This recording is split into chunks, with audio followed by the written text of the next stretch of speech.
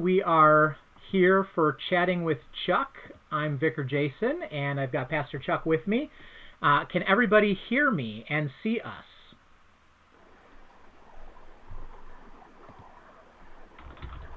We're trying new tech today. Can you hear me?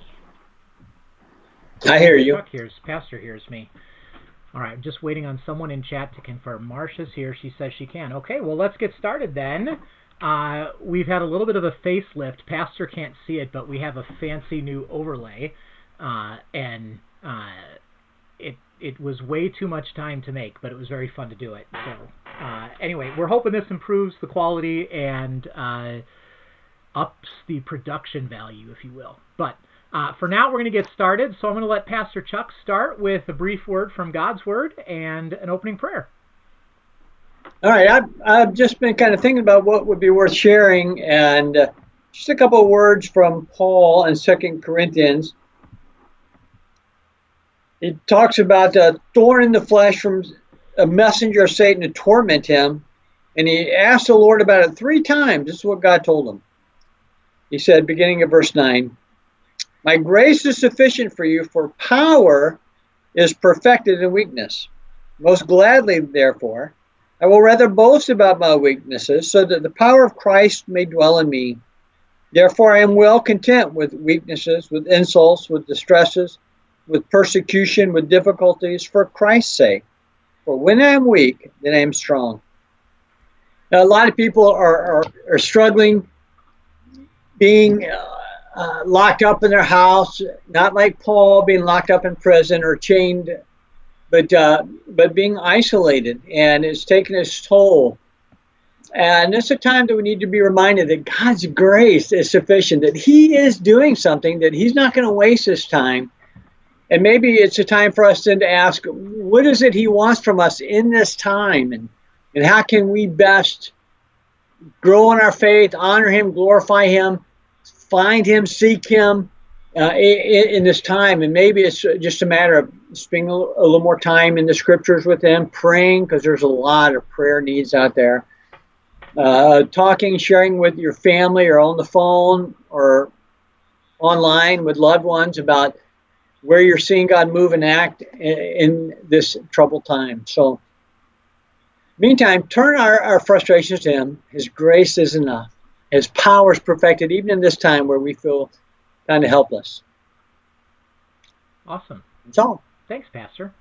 So, as an aside here, I was playing with the Bible app the other day, and I actually noticed there's a new feature that's been rolling out to people. So if you have the Bible app, you might want to check and see if you have this. There's it's like a story in Instagram or Facebook, and so it's like a series of cards. There's an opening prayer to kind of get ready for some devotion time. There's a Bible verse for the day, and then there's usually a short video, like a 90 to 120 seconds, about a minute and a half to 2 minutes long, that will kind of give you a devotional thought on that verse, and then you can respond with what did you learn from that, and then there's a written devotion you can follow, which actually is the start of like a 3 or 5 day reading plan. So if you want to go deeper on that topic, you can. And then there's a closing prayer and a verse image that you can share on your timeline or on your story if you wanted to do that. So neat opportunity to be in God's Word. Very thankful for the people over at YouVersion that make the Bible app with lots of cool resources for being in God's Word. All right, so we're going to answer your questions today, and we've had a lot of questions in the past about what's going on at church, and I have a ton of questions like that again today, so we're going to get into those. But if you have any kind of questions for Pastor or I suppose, you can ask us, and we'd be happy to get to those. So just leave them in the chat. I'll be watching the chat, and we'll pull some questions out of there. But before we get to the first of the previously submitted questions, Tracy wants to know if that plan has a name on the Bible app. It's not actually a name, Trace, or a plan. It's like a daily thing called Stories. And it shows up on my home screen when I boot up. It just says good afternoon and open story. So it's at the top of the screen. I don't know if this will work. You can. Where is it? No, it's just a big white blur. Oh, it's just showing my settings now. Anyway, well, it's you can look on the Bible app, and I'll try to get a video up of how it works. I had it working on my phone where I could put it on the stream, but I didn't want to risk one more layer today. So it's just called Open Story. It's on the home screen at the very top. That's where I found it on mine. Okay, so questions from people that we've been hearing. People want to know, how are people doing, Pastor, and does anyone at First Trinity have the virus? Well, I don't really like sharing a lot about people's health and wellness unless I have permission to do that. But we have a lot of families who have been impacted by this coronavirus, maybe not directly. In fact, I'm not sure right now if anyone directly has been affected, but many families have extended family members of their family who have gotten the virus. People that they work with have gotten it. Right now, a lot of people, and I am talking to a lot of people that are going through a really hard time. This isolation is taking its toll. A lot of people are really starting to get depressed, a little anxious, and they just really need a break. So a lot of people struggling right now. Yeah, that's for sure. But we've had a lot of people in the hospital, not with coronavirus, but a lot of people have been in the hospital, and the struggle there is people can't go in and visit them, and that's been really hard. So that just kind of adds on to their burden because they're not being encouraged in the hospital. Their family is more worried because they can't visit them. So it's been kind of hard for a lot of people too. Yeah. I've been thankful that I've been hearing stories of people who have been calling up their friends or even some of our members who are a little more elderly and checking in with them and seeing how they're doing. But yeah, isolation is a big challenge right now. So, Pastor, a couple of people have wanted to know how the staff is doing, and Jason in particular. Not sure where that's coming from. Yeah, as many of you know, Jason had a stomach bug on Easter and missed Easter worship here. He was at home with his family, got to worship with them. That's the good news. But the bad news is he was not well. But as far as we know, Jason is doing just fine now. No coronavirus for him, just a little stomach bug that went around for 24, 36 hours. But I'm not going to say he looks okay, but he's feeling good. I can confirm I'm alive and doing just fine. So, yeah, it was a bummer to miss Easter. Oh, by the way, hey, he is risen. Yeah, he is risen indeed. Hallelujah. Hallelujah. Yeah, that's right. I forgot we have our special greeting for the Easter season. It's funny. I've been getting a lot of requests for updates on how I'm doing. So I am great. I am perfectly fine. Happy to be here. Yeah. All right. So the rest of the staff is doing okay. The rest of the staff seems to be doing fine. Again, they're ready to get out. But the snow made them feel better yesterday. Yeah, we have a daily meeting Monday through Friday. So if it's your normal work day, you show up for this daily Zoom. We do a video chat. It's like 30 minutes in the morning just to kind of get the day started. And it's been nice to connect with the other staff there. And I would encourage you, friends, to find a practice like that. It's a great way to combat some of that isolation feeling, is to make a regular check-in time with your friends or your family. Right now, Zoom is free for up to 40 minutes for group chats, so you can get started with Zoom and connect with your friends or family or loved ones, whatever it is, and just set a standing time to get together and check in and see how everybody's doing. So I'm gonna get quick answers here to a number of questions because they're not super complicated. So people noticed the Easter plants were up in the chancel area for Easter Sunday, and are wondering how to get the Easter plants. And the short story is we're not distributing the Easter plants. It takes a long time for those to become virus-free. We have to quarantine them, and it felt like a lot of work that we couldn't really take on with the risk associated with it. So. Sorry, no picking up the plants this year. Let's see. Pastor, people want to know if we're still doing Friends of Night People, and what about other things that are on our calendar, like Vacation Bible School or confirmation or things like that? Do we know what's happening with activities and events at the church? Yeah, we've had to postpone Friends of Night people, so they're not meeting. At least we're not going down there and helping them with that right now. So we're not doing that.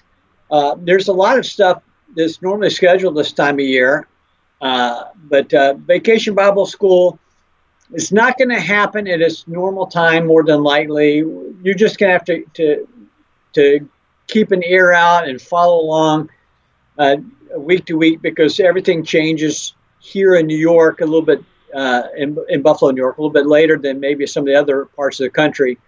We're going to do something for sure. We just don't know exactly when or how it's going to look, but good Lord willing, we will have our full-blown VBS, but in God's time, but we're not sure.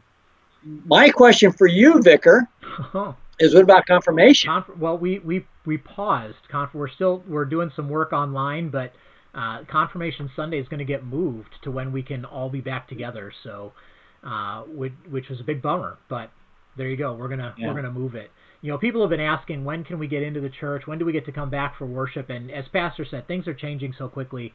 We're just not sure when that's going to happen. So we'll keep you updated. We've planned all along to be out of the building through May 10th, and right now the pause order in New York is through May 15th, so we were right on track with that guess, but we'll see. It may go longer than that. We'll be letting people know as soon as we can when we're able to get back in and how to get back into the building and get together for church. So yeah, those are great. I know that there are people in other parts of the country that are watching this, and President Trump is proposed to plan to open up parts of the country sooner than others, but that's not going to be this area, because our governor Cuomo has said that we're still going to shelter in place until at least May 15th.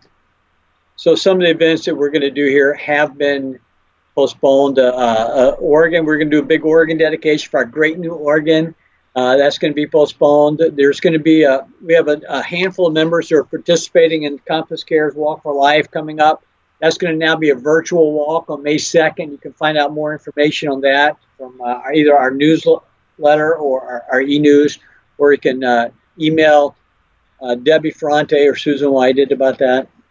Yeah, lots of changes there. Yeah. But you better plan something for Mother's Day. Mother's Day is not canceled. That's true. But I don't know if this is a segue, but we were planning to do a really big organ dedication, and I know one of our questions was about the person playing our organ lately.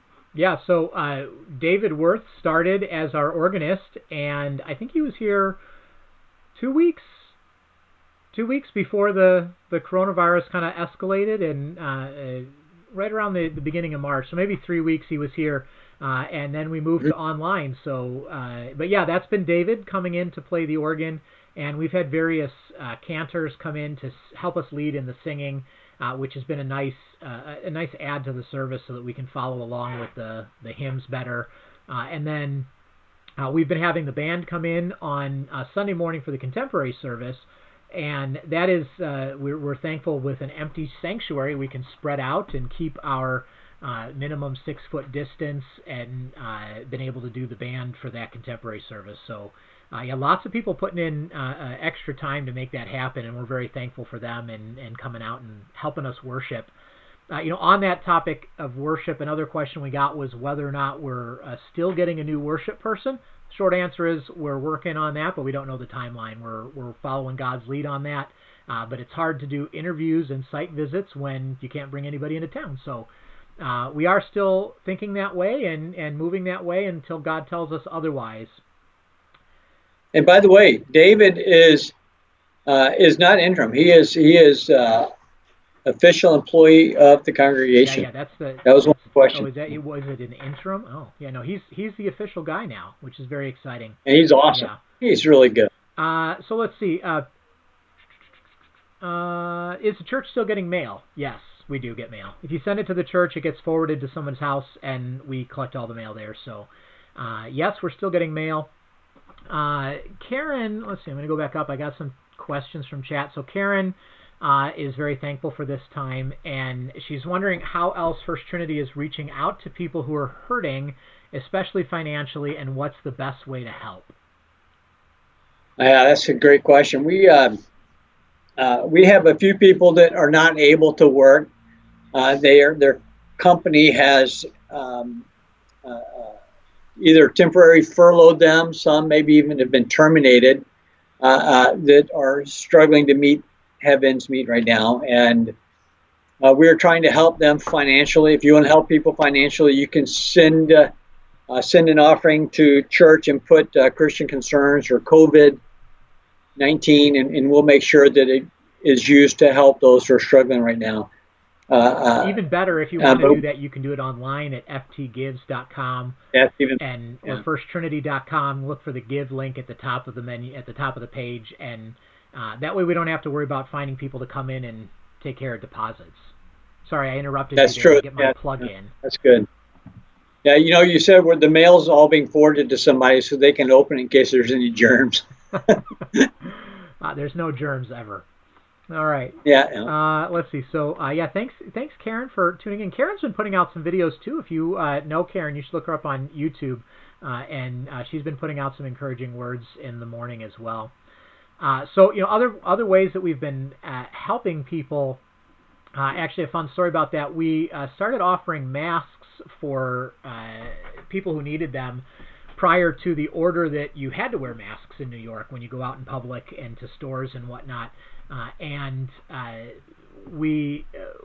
couple of things about that. One, it actually made its way into a Facebook group for the community, and so lots of people have been requesting masks. In fact, from the time Governor Cuomo said you have to wear masks to 24 hours later, so one day, we had over 200 mask requests, and so we've had to temporarily suspend filling those. If you are a member of this church and you need a mask desperately, please get in touch with Marcia Peth, and she'll do what she can to help you. If you want to help out with that, the biggest needs for that right now are more people to sew and make the masks, and also fabric, which is, I believe, needs to be 100% cotton, and also elastic. And it has to be new elastic, because if it's sat for a while, it kind of gets brittle and it breaks apart. So if you have any of those kind of resources, or you can find some of those materials, get in touch with Marcia, and she'll coordinate all of the resources. Her email is on our church website, so you can go find it there, or she put it in the chat.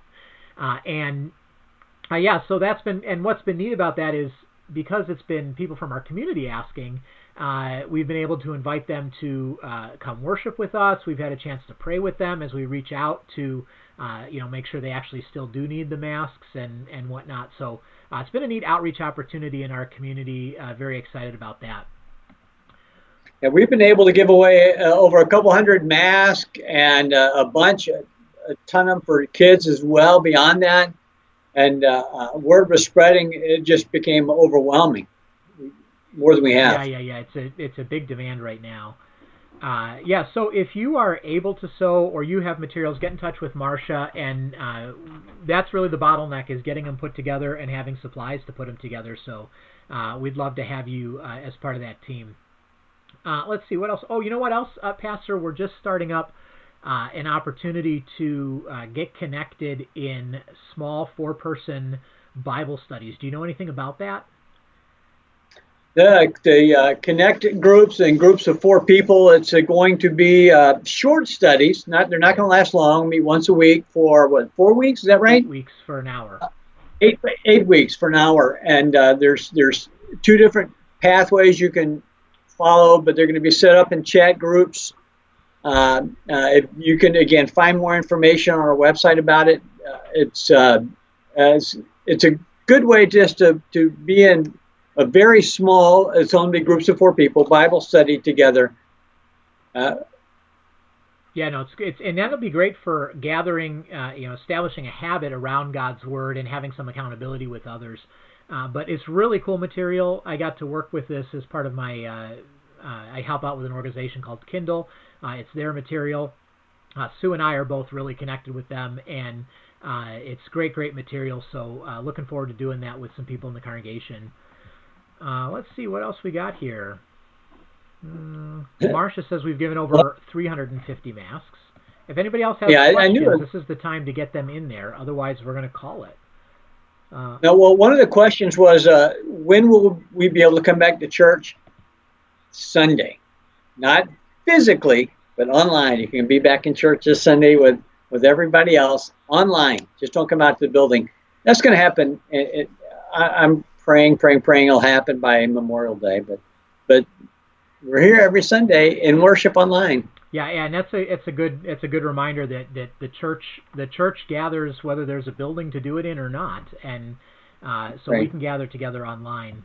Yeah, absolutely. All right. Well, I am not seeing any other questions in the chat, so I think we're gonna wrap up episode 5 of Chatting with Chuck. I didn't think we'd make it 5 weeks. I thought for sure this was going to be over quick, but here we are. Yeah. 5 weeks. And, oh, wait, we got favorite... Oh, okay, so Gretchen wants to know what your favorite movies are. Who, me? Well, I don't know. She just says, what are your favorite movies? I assume she means you. I'll share mine too, though. You go first. But I love Fiddler on the Roof. It's one of my all-time favorites. And we like Princess Bride. That was a good one.